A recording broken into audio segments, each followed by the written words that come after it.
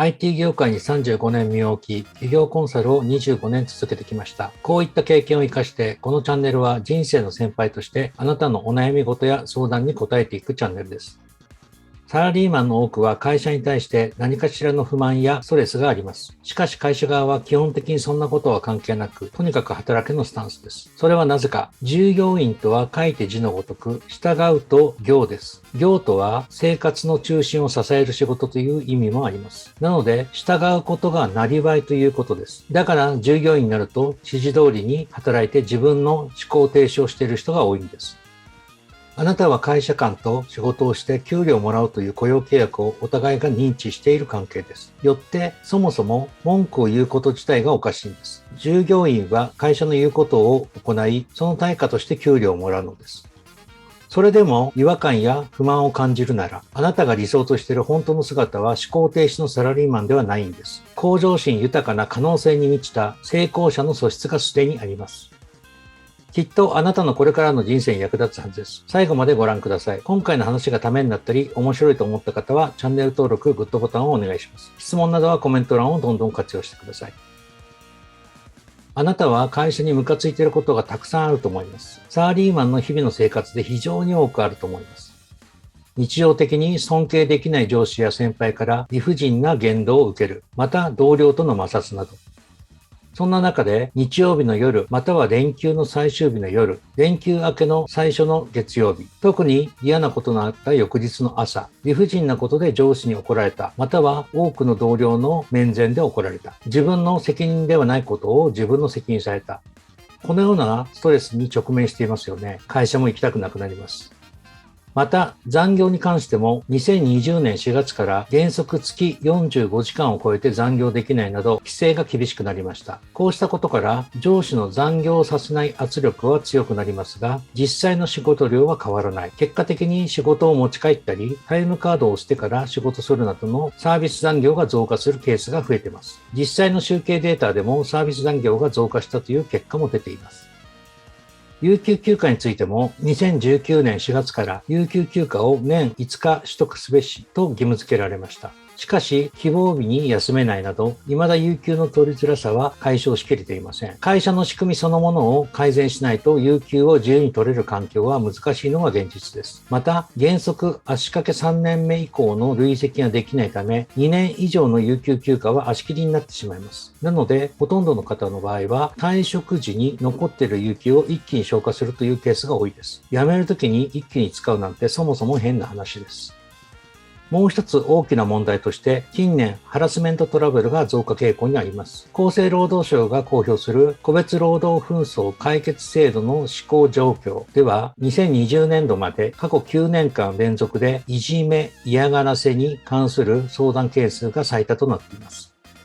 それによると、各都道府県の全国379カ所の総合労働相談コーナーに寄せられた相談件数は129万782件です。13年連続で100万件を超え高止まりのままです。ものすごい件数ですよね。このうち民事上の個別労働紛争に関するものは27万8778件。さらにその民事上の個別労働紛争の相談内容の内訳は、いじめ、嫌がらせに関するものが9年連続でトップとなり、79,190件。これは全体の 22.8% に相当します。また、解雇に関するものが37,826件。全体の 10.9% です。こういったことが毎年起きています。詳しくは厚生労働省のホームページを参照してください。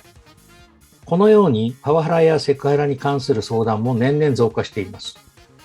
略称労働施策総合推進法、通称パワハラ防止法において、パワハラが法規制の対象となることが明確化されました。この法律は大企業では2020年6月1日から施行され、中小企業でも2022年4月1日から施行されています。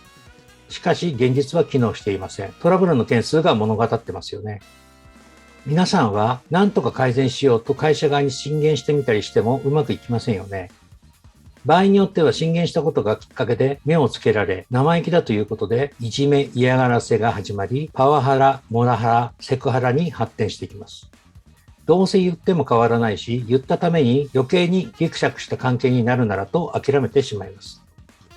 ではどうするか考えてみてください。世の中の仕事の環境は大きく2種類しかありません。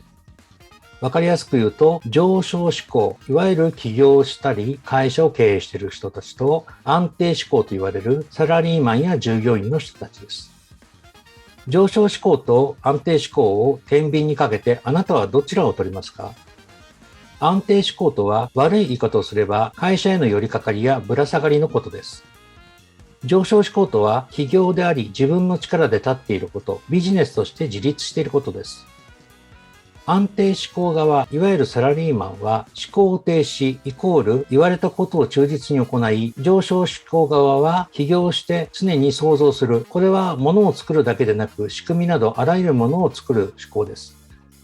このように2つを比べると、思考停止イコールサラリーマンをやっている、すなわち安定志向でほぼ貧乏確定です。これはお金持ちになれません。可能性は 0% です。対して上昇志向、工夫して努力すれば、いくらでもお金持ちになれる可能性があるということです。結論は二者択一なんです。サラリーマンは支持される側、それと対して企業は自分で考えて行動する側、このどちらかを選択するしかありません。サラリーマンで思考停止や支持されることに違和感や不満がある時点で、あなたはサラリーマン側にいること自体に無理があります。そういうことです。体は会社にいますが、心はそれを拒んでいます。体と心が一致していないんです。だから日々ストレスに襲われるんです。つまりあなたの本心はサラリーマン側ではなく、起業を理想としていることになります。ただ理想としているけれども実行に移せない。それはなぜか。理由は具体的なアクションプランがないからです。方法論を知らないんです。知ってる方法論といえば、従来の企業方法のように事務所を借りて人を雇い、備品や仕入れなども行う。こんなことをしていると1000万以上すぐかかってしまうような形式です。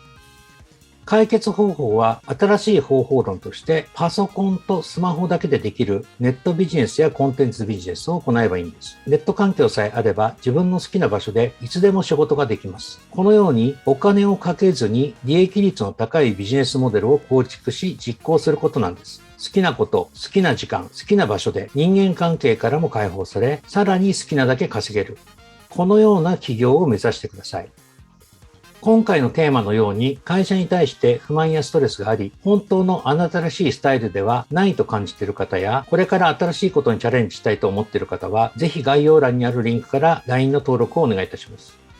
今登録していただくと、起業家適正診断をプレゼントしています。こちらの公式 LINE では、好きなことをして最低年収1000万以上稼ぐネット企業法のノウハウを定期的に無料で配信しております。動画下の概要欄から公式 LINE に登録して次回の無料配信をお待ちください。無料でも中身の濃いノウハウを配信していきますので、ぜひ楽しみにしてください。あなたには無限の可能性があります。努力して行動すれば夢は必ず実現します。毎週配信する動画でしっかり学んでいってください。それではまた次の動画でお会いしましょう。